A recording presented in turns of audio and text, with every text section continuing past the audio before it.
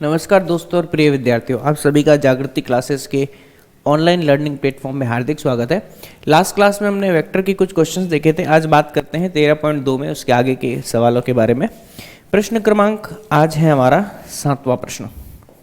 7वें प्रश्न में हमें बोला गया है कि दो सदिश हमें दे रखे हैं, ठीक है, ए वेक्टर और बी वेक्टर। ए वेक्टर हमें दे रखा है किसके बराबर, 2i कैप माइनस का 16 जे कैप और प्लस का 5 के कैप, ठीक है। और बी वेक्टर हमें दे रखा है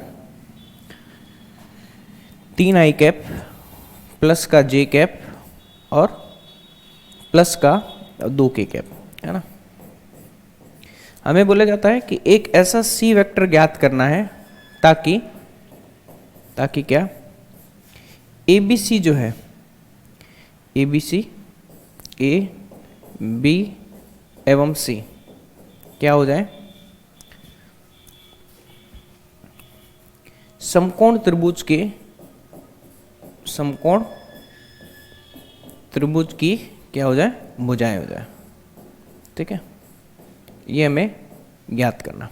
देखिएगा, सबसे पहले अगर हम बात करें कि ए और बी हमें पता नहीं कौन सी भुजाएं हैं, ठीक है, और सी जो है उसको भी हमें देखना पड़ेगा।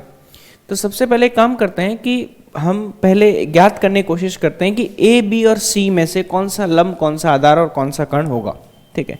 तो जिन दो भुजाओं का अगर डॉट प्रोडक्ट 0 के बराबर हो जाता है तो वो लंब एवं आधार की बात ही काम करेंगे, ठीक है।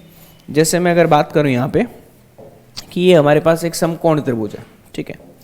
अब इसमें अगर हम ए बी सी नाम दे देते हैं तो हमें पता नहीं कि इन तीनों में से इस भुजा और इस भुजा में से कौन सी भुजा ए बी एवं सी, लेकिन हमें जरूर ये पता है कि जिसका डॉट प्रोडक्ट 0 के बराबर होगा वो एक लंब को और एक आधार को निरूपित करेगी, ठीक है। अब हम यहां से सबसे पहले मान लेते हैं, क्या माना सी वेक्टर को हम मान लेते हैं क्या, C1 i cap plus C2 j cap plus का C3 k कैप, ठीक है। अब एक काम करते हैं, यहां से पहले चेक करके देखते हैं क्या A डॉट बी 0 के बराबर आ रहा है कि नहीं आ रहा। तो देखो 3 दूनी 6, यहां से अगर हम A डॉट बी एक बार चेक करें तो किसके बराबर, 3 गुणा 2 6 आएगा, ये माइनस का 16 आएगा, ये 5 दूनी 10 आएगा, 10 प्लस 6 16 और माइनस का 16 0 हो गया। इसका मतलब ए एवं बी जो है वह ए लंब हो जाएगा और बी आधार, या कोई भी ले सकते हो आधार लंब में से कुछ भी, ठीक है। अब सुनिएगा, अब हमें पता है कि ये कोण कितने डिग्री का है, 90 डिग्री का, ठीक है। यहां पर सबसे पहले हम क्या करते हैं, ए डॉट बी करने की कोशिश करते हैं ताकि दर्शाएंगे कि ये दोनों भुजाएं लंब एवं आधार है। 2i कैप माइनस 16 जे कैप प्लस 5 के कैप, 2i कैप माइनस का 16 जे कैप प्लस का कितना 5 के कैप, है ना। इसका हम डॉट कर देते हैं किससे, दूसरे वाले से, 3i कैप प्लस जे कैप प्लस 2 के कैप, 3i कैप प्लस जे कैप प्लस 2 के कैप, ठीक है। तो आप देख सकते हो ये देगा अपने को 6 माइनस का 16 प्लस 10, तो आंसर आएगा 0। चूंकि a डॉट बी 0 के बराबर आ रहा है, ठीक है, तो हम बोल सकते हैं कि a जो होगा वो लंबवत हो जाएगा किसके, b के। क्योंकि a और b दोनों शून्य सदिश तो है ही नहीं, है ना, मतलब इनके बीच का जो कोण है वह क्या कर रहा है, इसको 0 बना रहा है, ठीक है। देखिए अब ध्यान देना, अब हमें c वेक्टर निकालना, ठीक है। तो ये अपने पास क्या है, ये c वेक्टर है ना। अब हम क्या कर सकते हैं यहां पर c वेक्टर को निकालने के लिए, देखिए एक तो चीज ये है कि यहां से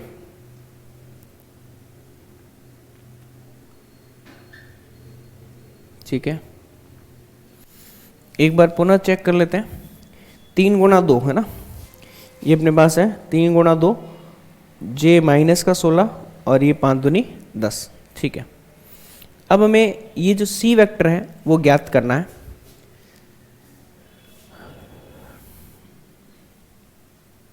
तो सी वेक्टर ज्ञात करने के लिए हमने सबसे पहले मान लिया कि हमारा सी वेक्टर जो है वो C1 i cap plus C2 j cap plus का C3 k कैप है, ठीक है। अब क्या करेंगे बताइए कि तीसरा हम कैसे ज्ञात कर सकते हैं, थोड़ा दिमाग लगाइए। इन दोनों अगर कोणों की बात करें ना, तो हमें पता है कि इन दोनों कोणों का योग जो है वो किसके बराबर होगा, 90 डिग्री के बराबर होगा, ठीक है। क्लियर है? तो हम क्या करेंगे, देखिए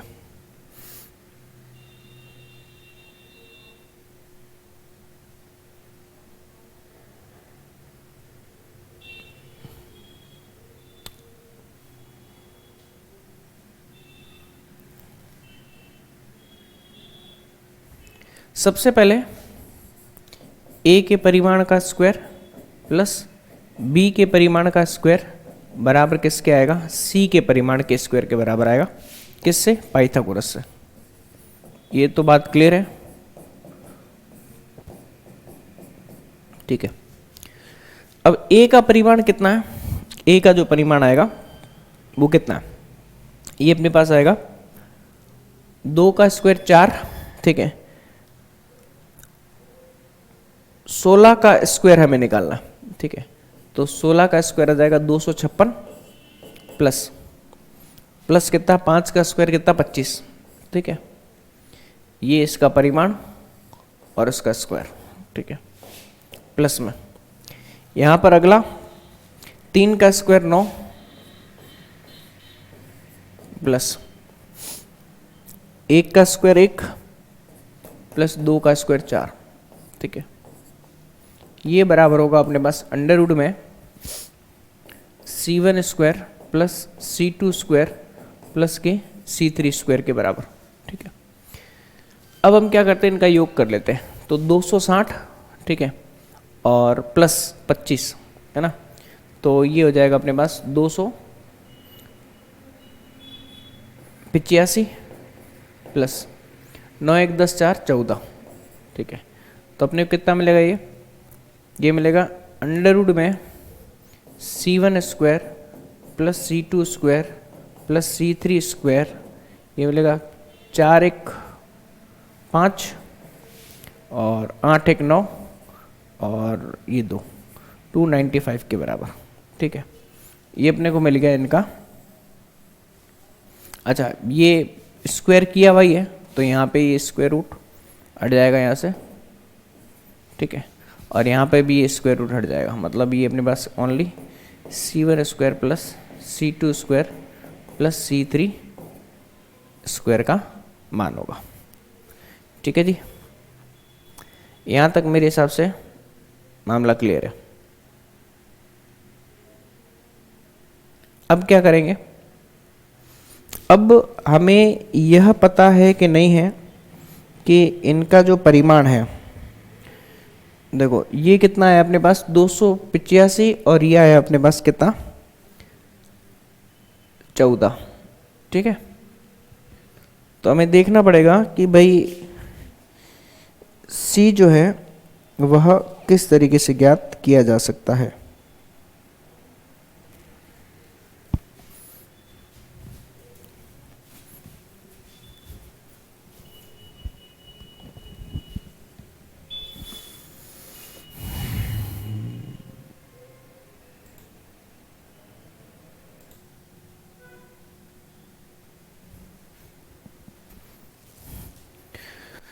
देखिएगा, ये तो हमने पूरा केस देख लिया, लेकिन यहाँ पर हमें एक चीज़ और देखने की ज़रूरत है कि अगर हम इसे माने क्या, A वेक्टर और B वेक्टर, और ये क्या हो जाएगा अपने पास C वेक्टर, ठीक है। तो हमें पता है कि अगर हम A प्लस B को ऐड करें तो ये अपने पास क्या आ जाएगा, C वेक्टर आएगा, क्योंकि एक क्या है, ये ट्राइंगल के तीनों क्या है, भुजाएं हैं। तो A प्लस B किसके बराबर आएगा, C वेक्टर के बराबर आएगा। तो हम यहाँ पर एक चीज़ और कर सकते हैं, ये कैलकुलेशन करने की बजाय हम क्या करेंगे, यहाँ से हम एक काम कर सकते हैं कि चूंकि A, B एवं C त्रिभुज की 3 भुजाएं हैं, ठीक है, और समकोण त्रिभुज की है, तो हम बोल सकते हैं कि सी वेक्टर जो आएगा वो ए वेक्टर प्लस बी वेक्टर के बराबर आ जाएगा, ठीक है। तो हम क्या करेंगे, सी वेक्टर निकालने के लिए इन दोनों को जोड़ देंगे, है ना। त्रिभुज की तीनों भुजाएं होंगी तो त्रिभुज के नियम से यही होता है, ए प्लस बी जो होगा वो किसके बराबर हो जाएगा, सी के बराबर हो जाएगा। तो दोनों को हम जोड़ेंगे तो कितना आएगा, ए कितना दे रखा हमें, ए दे रखा 2i कैप माइनस का 16j कैप और प्लस का कितना 5k कैप, है ना। और बी वेक्टर कितना है अपने पास, 3i कैप प्लस का j कैप प्लस का 2k कैप, ठीक है। जोड़ देते हैं, 3 2 5i कैप माइनस का 16, तो ये माइनस का 15j कैप और 5 2 7k कैप, तो अपने पास क्या आ जाएगा, ये सी वेक्टर का मान आ जाएगा, ठीक है भाई। क्लियर है सभी को। चलिए नेक्स्ट देखते हैं। नेक्स्ट जो है वो बोला गया है प्रश्न क्रमांक 8वां। 8वें क्वेश्चन में हमें क्या बोला जाता है, 8th क्वेश्चन में बोला जाता है कि ए प्लस बी का परिमाण यदि a माइनस बी के परिमाण के बराबर है, ठीक है, तो सिद्ध कीजिए कि a और b परस्पर लंबवत है। तो हमें सिद्ध क्या करना है, a परपेंडिकुलर b है ना, ये हमें क्या करना, सिद्ध करना, ठीक है। अब देखिए यहां से, क्योंकि a प्लस बी का परिमाण बराबर है a माइनस बी के परिमाण के बराबर, अगर मैं दोनों तरफ वर्क कर दूं तो a प्लस बी के परिमाण का स्क्वायर बराबर होगा किसके, a माइनस बी के परिमाण के स्क्वायर के बराबर।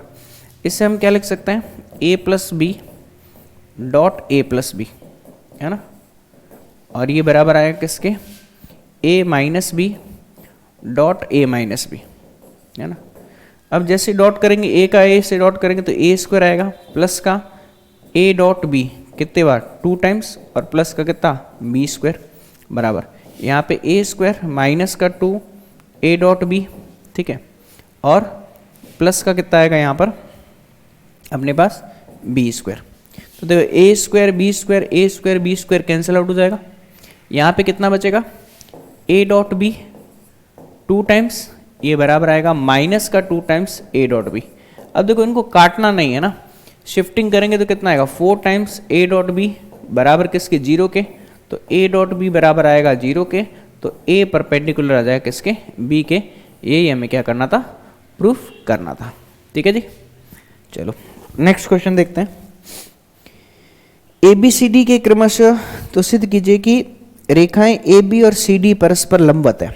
अब देखिए इसमें कॉन्सेप्ट कोई बड़ा नहीं है, हमें ABCD 4 दे रखे हैं, ठीक है, ABCD 4 बिंदु दे रखे हैं, तो AB निकाल लेंगे, CD निकाल लेंगे और उनका डॉट प्रोडक्ट कर देंगे, तो डॉट प्रोडक्ट किसके बराबर आ जाएगा, 0 के बराबर आ जाएगा, तो ये क्या हो जाएगी, परस्पर लंबवत सिद्ध हो जाएगी, ठीक है। तो प्रश्न क्रमांक 9वां जो है वो ज़्यादा मुश्किल नहीं है, इसलिए मैं नहीं करवा रहा।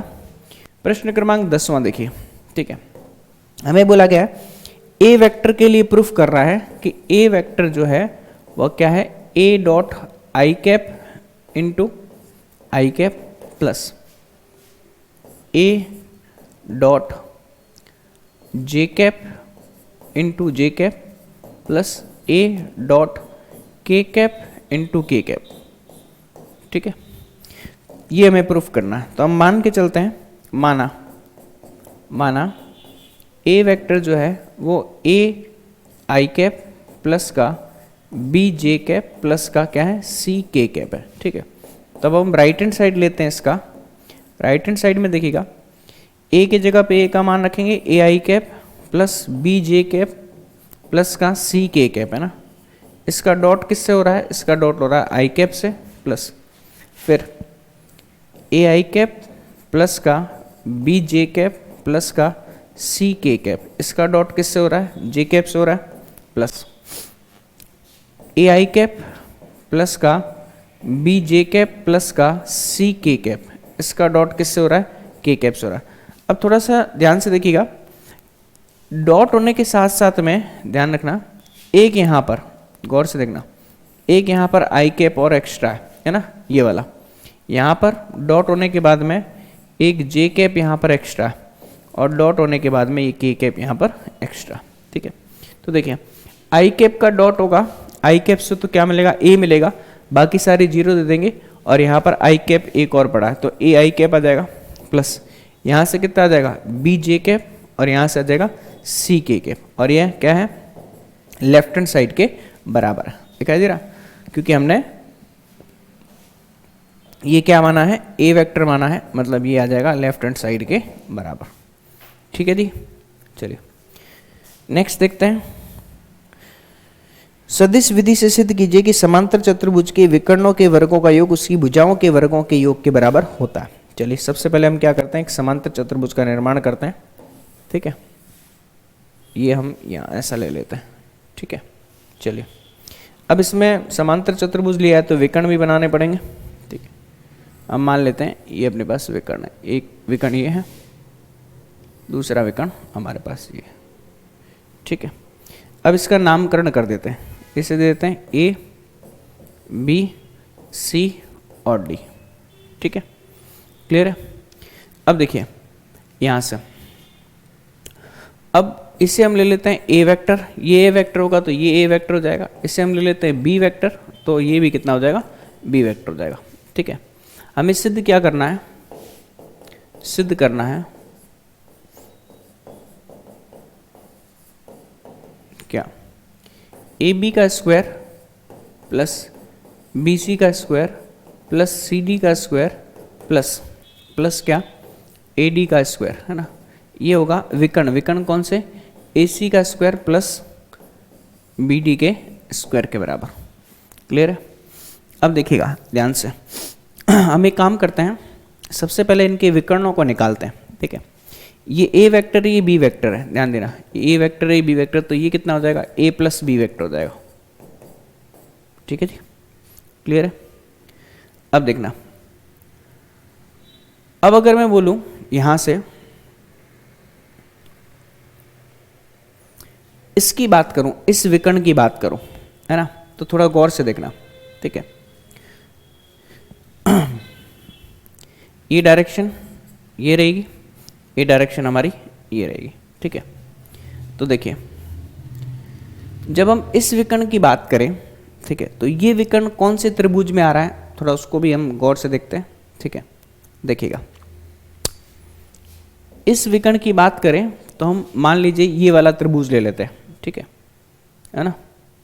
तो ये वाला अगर त्रिभुज लेंगे, ठीक है, तो कुछ इस तरीके से, ये इस तरीके से, ठीक है। तो देखिए ये ए वेक्टर और ये अपने पास परिणामी वेक्टर और ये अपने पास क्या है, बी वेक्टर, ठीक है। तो देखिए हम बी डी को क्या लिख सकते हैं, सबसे पहले यहाँ पे देखिएगा हमारा जो ए सी वेक्टर आएगा, ए सी वेक्टर कितना आएगा, ए सी वेक्टर आएगा ए वेक्टर प्लस बी वेक्टर, ठीक है। अब जब हमें बी डी निकालना है तो ध्यान से देखिएगा, ये कौन से त्रिभुज से, ये त्रिभुज से अपने आ रहा है ए बी सी से, त्रिभुज ए बी सी से, है ना, और ये निकाल रहे हैं हम त्रिभुज कौन से, ए बी डी से, त्रिभुज ए बी डी से। देखिए कैसे, ए बी, ध्यान से देखिएगा, a b vector plus b d vector plus b d vector, है ना, ये बराबर किसके, a b vector plus b d vector, ये किसके बराबर आएगा, ए डी वेक्टर के बराबर आ रहा है, ठीक है। तो हमें तो बी डी वेक्टर चाहिए, तो बी डी वेक्टर आएगा ए डी माइनस का बी डी, ए डी कितना है अपने पास, बी वेक्टर, और ये कितना भाई, ए वेक्टर है, तो ए सी आ गया अपने पास, बी डी आ गया, ठीक है। तो हमें क्या करना है, जो प्रूफ करना है उसका राइट हैंड साइड हम लेकर के चलते हैं, ठीक है। तो राइट हैंड साइड क्या है हमारे पास, ये है ए सी स्क्वायर प्लस का बी डी स्क्वायर, ए सी स्क्वायर कितना है, ए प्लस बी का होल स्क्वायर, है ना, और ये कितना अपने पास, बी माइनस ए का होल स्क्वायर। तो इससे हम क्या लिख सकते हैं, ए वेक्टर का स्क्वायर प्लस बी वेक्टर का स्क्वायर प्लस 2 टाइम्स, है ना, 2 टाइम्स क्या लिख सकते हैं हम, ए बी लिख सकते हैं, ठीक है, और डॉट आ जाएगा प्लस बी माइनस ए, बी माइनस ए कितना आएगा, बी का स्क्वायर प्लस ए का स्क्वायर, ठीक है, और प्लस का 2 टाइम्स ए डॉट बी आ जाएगा, और ये प्लस का नहीं आएगा, माइनस का आएगा, ठीक है। अब चेक कीजिए, इसे हम ए स्क्वायर लिख सकते हैं प्लस ये अपने पास बी स्क्वायर, ये आपके पास प्लस का है, ये माइनस का कैंसिल आउट हो जाएगा, इधर से बी स्क्वायर और इधर अपने पास क्या आएगा, ए स्क्वायर आएगा, ठीक है। और इसको परिमाण लिखें तो ज़्यादा उचित रहेगा, ठीक है, क्लियर है। और ये भी परिमाण के रूप में आएगा, चलिए, क्योंकि ये इसकी लंबाइयाँ हैं। अब ए स्क्वायर को हम क्या लिख सकते हैं, ए बी स्क्वायर, इसे हम क्या लिख सकते हैं, बी सी स्क्वायर, इसे हम क्या लिख सकते हैं, सी डी स्क्वायर, और इसे हम क्या लिख सकते हैं, ए डी स्क्वायर, और यही अपना क्या है, लेफ्ट हैंड साइड है, ठीक है जी। यही अपने को प्रूफ करना था। चलिए अब हम बात करेंगे आज किसकी, नेक्स्ट क्रॉस प्रोडक्ट की, क्रॉस या फिर सदिश गुणनफल, सदिश गुणन, सदिश गुणन। अब देखिएगा, इसे हम क्या बोलते हैं, क्रॉस गुणन भी बोलते हैं ना, क्रॉस गुणन। देखिएगा, दो सदिशों का यदि सदिश गुणन किया जाता है तो मान लेते हैं कि a का हम क्रॉस कर रहे हैं b से, तो ये हमें देगा a का परिमाण इंटू b का परिमाण इंटू साइन थीटा, और इसके साथ में आएगा n कैप, उसमें कॉस थीटा आता था और इसमें क्या आएगा, साइन थीटा आएगा और n कैप आएगा। अब मान लीजिए हमारे पास a वेक्टर ये है, b वेक्टर ये है, ठीक है, ये हमारे पास a वेक्टर है और ये b वेक्टर है। तो हम a का जब b से क्रॉस करेंगे तो इन दोनों के लंबवत है ना, ये आपकी क्या होगी, इसकी दिशा होगी, ठीक है। तो n कैप क्या है, a एवं b के लंबवत, दोनों के लंबवत, लंबवत एकांक सदिश है, एकांक सदिश, ठीक है, क्लियर है भाई सभी को। चलिए अब देखिएगा, अब हम देखेंगे इसके बारे में, जब a का क्रॉस करते हैं हम b से तो अपने को मिलेगा a b sine theta into n cap. अब अगर मान लीजिए कि a क्रॉस b का मान 0 के बराबर आ गया तो 3 कंडीशन होंगी, या तो a का परिमाण 0 है, या b का परिमाण 0 है, या इनके बीच का कोण थीटा जो है वो 0 डिग्री है ना। 3 केस होते हैं, है ना भाई, ये 3 केस पॉसिबल होंगे क्योंकि साइन 0 का मान 0 के बराबर होता है, ठीक है। तो ये इंपॉर्टेंट चीज़ हमने देखी यहाँ पे, ठीक है। दूसरी चीज़ क्या, दूसरी चीज़ ये है कि जब हमें साइन थीटा का मान निकालना होगा तो हम क्या करेंगे, इधर परिमाण कर देंगे, a का परिमाण, b का परिमाण, साइन थीटा, और n कैप का परिमाण कितना होता है, 1 होता है। तो साइन थीटा का जो मान आएगा वो आएगा हमारे पास a क्रॉस b का परिमाण डिवाइड बाय a का परिमाण इंटू b का परिमाण, ठीक है जी। ये आपको फॉर्मूला ध्यान में रखना है ना। चलिए अब हम नेक्स्ट देखते हैं कि तीसरा, घटकों के रूप में a वेक्टर को हम लेते हैं a1 i कैप प्लस का a2 j कैप प्लस का a3 k कैप, है ना, और b वेक्टर को हम ले रहे हैं b1 i कैप प्लस का b2 j कैप प्लस का b3 k कैप, ठीक है। जब हम a का क्रॉस करेंगे b से, है ना, तो इसके लिए हम सारणिक विधि का प्रयोग करेंगे। सारणिक वही जो चौथे चैप्टर में था, यहाँ i लिखेंगे, यहाँ j लिखेंगे, यहाँ k लिखेंगे, यहाँ लिखेंगे a1 a2 a3, है ना, यहाँ लिखेंगे b1 b2 और b3, ठीक है। तो इससे अपना क्या आ जाएगा, सॉल्यूशन आ जाएगा, और किसी भी पंक्ति या फिर किसी भी स्तंभ के सापेक्ष हम इसको क्या कर सकते हैं, प्रसारित कर सकते हैं, ठीक है। चौथा,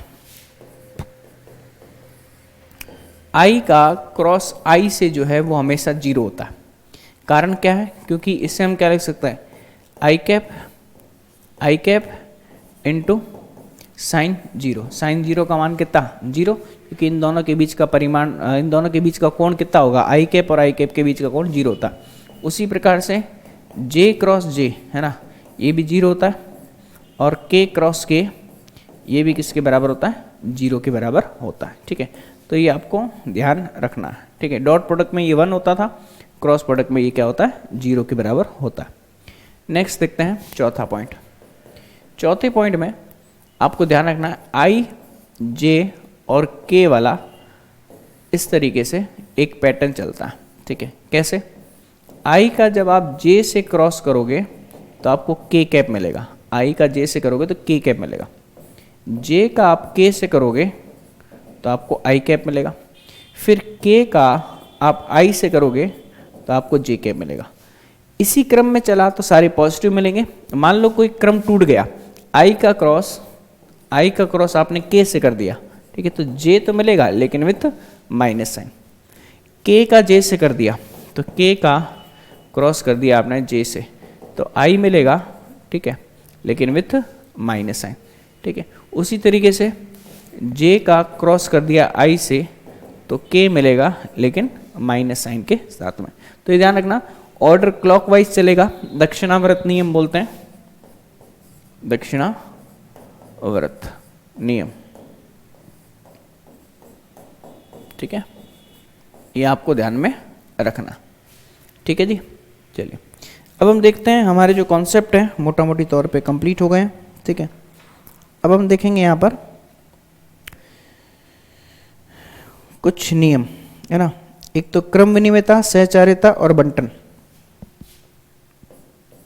क्रम विनिमेयता, ठीक है। क्रम विनिमेयता क्या, ए का क्रॉस बी से करते हो तो यह मान बी क्रॉस ए के बराबर नहीं आता है, बात समझ में आई? तो इसका मतलब यह क्रम विनिमय नहीं है। सहचार्यता, सहचार्यता का मतलब है कि ए का आप क्रॉस कर रहे हो बी से, है ना, फिर क्रॉस कर रहे हो सी से, ठीक है, ये बराबर आएगा ए क्रॉस बी और क्रॉस सी। क्या ऐसा पॉसिबल होता है कि नहीं होता, बताइए? बी का क्रॉस सी से करो फिर ए से क्रॉस करो, चाहे ए क्रॉस बी सी से करो, दोनों ही सही है, सहचार्यता का नियम का पालन करता है। और अगर कोई कांस्टेंट अगर आप ले रहे हो, है ना, कांस्टेंट आप ले रहे हो तो आप इस कांस्टेंट को कैसे भी गुणा कर सकते हो, कोई दिक्कत वाली बात नहीं है। यह मान हमेशा क्या आएगा, बराबर ही आएगा, कोई अचर राशि है ना। फिर यहां से हम बंटन नियम देखते हैं। नेक्स्ट बंटन नियम। बंटन नियम क्या, ए का क्रॉस कर रहे हम बी प्लस सी से तो ए क्रॉस बी हो जाएगा प्लस ए क्रॉस सी हो जाएगा ना। ए जो है वह बी को भी मिल जाएगा और सी को भी मिल जाएगा, ठीक है। चलिए यहाँ तक तो सारे नियम कंप्लीट हो गए। अब हम बात करेंगे यहाँ पर कुछ उदाहरणों की, ठीक है, देखते। एग्जाम्पल नंबर 16, एग्जाम्पल नंबर 16वें एग्जाम्पल में हमें बोला गया है कि दो सदिशों का हमें क्रॉस प्रोडक्ट करना है, मतलब 2 आई कैप माइनस का 3 जे कैप, ठीक है, और प्लस का 4 के कैप। इसका हमें क्रॉस करना है किससे, एक दूसरा सदिश दे रखा है 3 आई कैप प्लस का 4 जे कैप और माइनस का 4 के कैप, है ना। ये क्रॉस प्रोडक्ट हमें ज्ञात करना। तो हम क्या करेंगे, यहाँ से क्रॉस प्रोडक्ट वाला फॉर्मूला लगाएंगे। यहाँ पे लिखेंगे आई जे और के, ये आएगा 2 माइनस का 3 और 4, फिर ये आएगा 3 4 और माइनस का 4। अब जैसे इसका क्रॉस प्रोडक्ट करेंगे तो देखिए आई कैप वाली पंक्ति और आई कैप वाला स्तंभ छोड़ देंगे तो माइनस का 4 इंटू माइनस का 3 तो प्लस का 12 आई कैप आएगा, फिर माइनस जे वाली पंक्ति जे वाला स्तंभ छोड़ देंगे तो माइनस का 8। अब देखिए यहाँ से पूरा पहले कंप्लीट करना पड़ेगा, आई कैप वाली पंक्ति आई कैप वाला स्तंभ तो माइनस का 4 गुणा 3 तो ये प्लस का 12 आएगा, माइनस 4 गुणा 4 कितना 16 और ये मिलेगा अपने को आई कैप, ठीक है। फिर माइनस साइन में जे के वाली पंक्ति जे के वाला स्तंभ, तो माइनस का कितना 4 दूनी 8, ठीक है।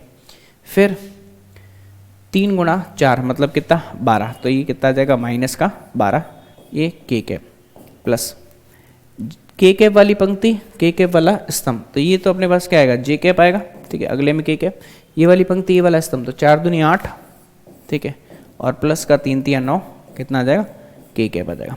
जब इसको हल करेंगे तो 12 माइनस का 16, तो माइनस का 4 आई कैप, माइनस का 20, तो ये प्लस का 20 जे कैप, ठीक है, और 9 9 18, तो ये 17 के कैप, है ना। तो ये अपने को मिल जाएगा, ठीक है। यही हमारा क्या है फाइनल आंसर, ठीक है। तो इजी है, ज़्यादा मुश्किल नहीं है।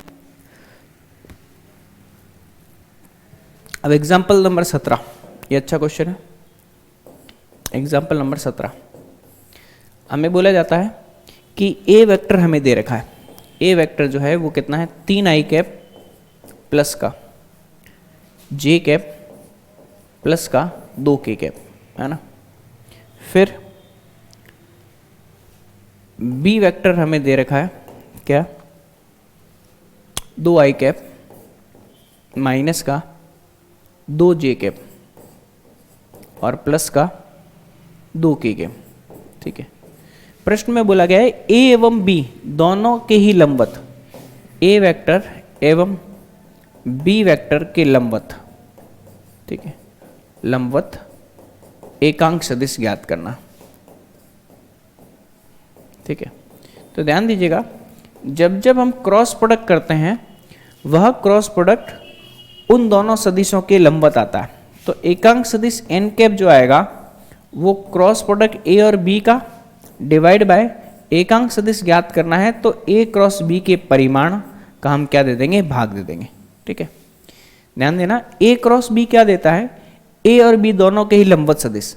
अब ए और बी दोनों के ही लंबवत एकांक सदिश निकालना है, तो एकांक सदिश कैसे निकलेगा किसी सदिश का, जब उस सदिश में उसके परिमाण का भाग देंगे। तो सबसे पहले हमें ए क्रॉस बी निकालना पड़ेगा, फिर उसका हम परिमाण निकाल देंगे। तो ए क्रॉस बी कैसे निकलेगा, ए क्रॉस बी वही तरीका क्या आई कैप जे कैप और के कैप, फिर आएगा अपने पास कितना 3 1 2, फिर आएगा 2 माइनस का 2 और 2, ठीक है। तो ये अपने को मिलेगा ये वाली पंक्ति ये वाला स्तंभ, तो 2 गुणा 2 और माइनस का माइनस माइनस प्लस 4 आई कैप, ठीक है, माइनस का जे कैप वाली पंक्ति जे कैप वाला स्तंभ, तो 3 गुणा 2 6 और माइनस का 2 गुणा 2 4, ये जे कैप आ जाएगा, प्लस के कैप वाली पंक्ति के कैप वाला स्तंभ, तो ये माइनस का 6 और माइनस का 2 क्या मिल जाएगा के कैप मिल जाएगा।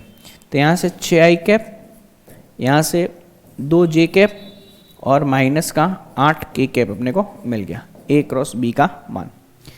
अब जब ए क्रॉस बी के परिमाण की बात करेंगे, ठीक है, तो कितना मिलेगा 6 का स्क्वायर 36, 2 का स्क्वायर 4, 8 का स्क्वायर 64, ये अपना क्या आ जाएगा अंडर रूट।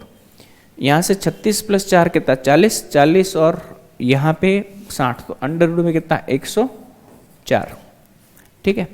चेक कर लीजिए एक बार, बिल्कुल अंडर रूट में 104। तो हमारा जो मान आएगा वह एन कैप का वो कितना आएगा ए क्रॉस बी मतलब 6 आई कैप माइनस का 2 जे कैप माइनस के 8 के कैप में हम भाग देंगे अंडर रूट के 104 का, यही हमारा क्या हो जाएगा फाइनल आंसर हो जाएगा, ठीक है जी। चलिए, अब अंडर रूट 104 को आप हल करके भी काट सकते हो, कोई बड़ी बात नहीं है, ठीक है। चलो भाई, अब देखिएगा एग्जाम्पल नंबर 18, ये भी अच्छा क्वेश्चन है। एग्जाम्पल 18, एग्जाम्पल 18 में हमें क्या बोला गया है कि ए क्रॉस बी का मान, ए क्रॉस बी का मान बराबर है सी क्रॉस डी के, ठीक है, और तथा ए क्रॉस सी जो है वो बराबर है किसके बी क्रॉस डी के, बी क्रॉस डी के, ठीक है। तो सिद्ध कीजिए कि a माइनस डी एवं b माइनस सी समांतर है। तो a माइनस डी एवं b माइनस का c जो है वो क्या है समांतर है, ये हमें क्या करना है सिद्ध करना है, ठीक है। देखिएगा अगर दो सदिशों को समांतर सिद्ध करना होता है तो उनका जो हम क्रॉस प्रोडक्ट करते हैं वह किसके बराबर करते हैं, 0 के बराबर। ठीक है, तो देखते हैं यहाँ पे सबसे पहले कि a माइनस के d का क्रॉस कर रहे हैं हम किससे, b माइनस के c से। यह बराबर किसके होगा, 0 के। हमें सिद्ध करना है, 0 के बराबर क्या करना है, सिद्ध करना।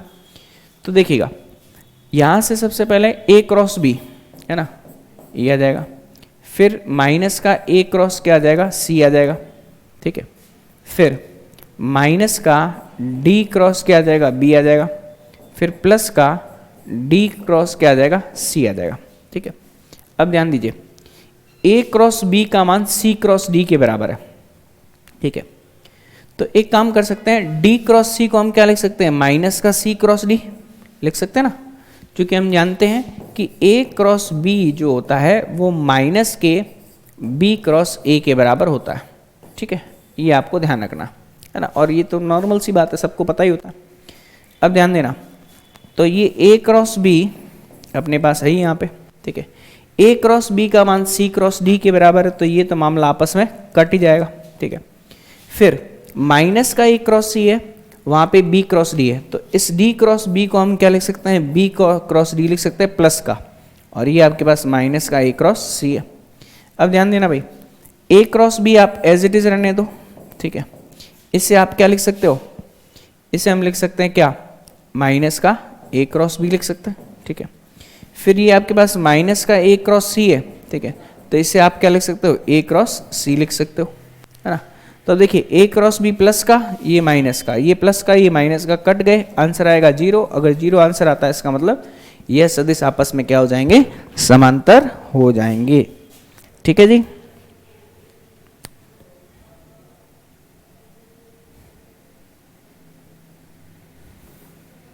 यहां तक मेरे हिसाब से आपको बात समझ में आ गई होगी।